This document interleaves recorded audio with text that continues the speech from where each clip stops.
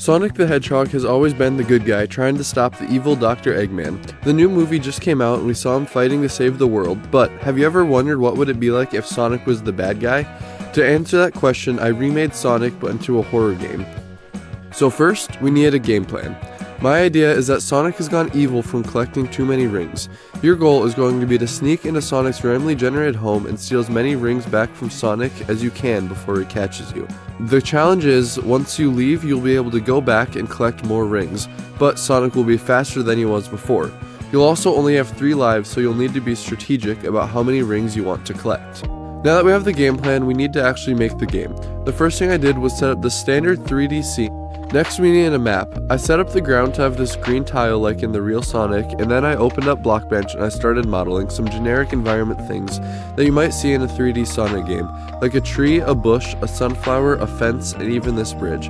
I'm still working on my 3D modeling skills, but I'm really happy with how these ones turned out.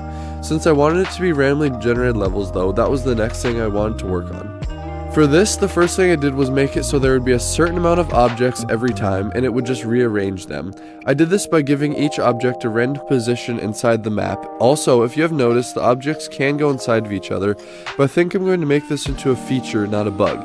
I think that later on it'll help it make it feel creepier and more claustrophobic. Then I set up this boundary wall and I played around for a little bit to try and get it to feel full but not clustered. Now, at this point, the game is looking a little bit too happy. To change it into a horror game, I fixed some of the lighting to make it much darker, and then I changed the skybox to all black. Now I feel like we needed a little bit of light to make it eerie, so I made these sunflowers glow yellow, and I also added a bit of glow to the player so you can see where you're going. I feel like this one change did so much for the game, and now it's starting to feel like a horror game. Now on to the most important part, Sonic. The model for this actually comes from my previous video where I made Sonic into an endless runner, and if you haven't seen that, go check it out. Anyways, in that video, I accidentally made the face a little bit creepy. I think I could take it a little farther though, so I gave it some red eyes and a creepy smile with some teeth, and then I threw it into Unity and gave him a red glow. I feel like this would be the perfect character for a Sonic horror game because it still looks like Sonic, but it has that creepy vibe. After that, we needed a way for him to move around. Now typically for an AI like this, you would use Unity's NavMesh agent, but that doesn't work very well since I'm going to be creating a randomly generated map each life. So to solve this problem, I started by making it so Sonic is always walking towards you. And I was originally going to make it so Sonic could jump over walls, but I feel like it would be a little bit better if you could strategically get him stuck on things. Then after fixing some bugs, like riding on top of Sonic and Sonic riding on top of you, we got him to chase you properly. Next, we needed a jump scare. I started by creating this animation for it when he throws you around, and then I set it so when he runs into you, you will not be able to move, your camera will be stuck to his hand, and you will be forced to look at his head. Then I went to test it out, and I'm not even gonna lie, it actually scared me the first time I tried it. After that, we needed the rings that you're going to be collecting. I created this ring model and gave it a glow effect so it will stick out from the rest of the map. Then I gave it the same random position script that everything else has, and now each round, 10 rings will spawn in a random place. Next up, we needed a way to keep track of how many rings you had collected and how many lives you had left.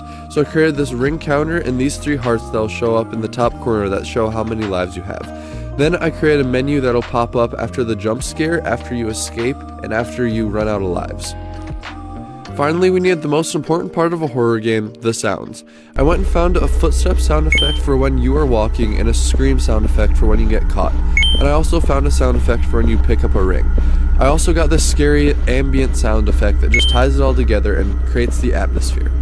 And with that being said, here's a little bit of the gameplay.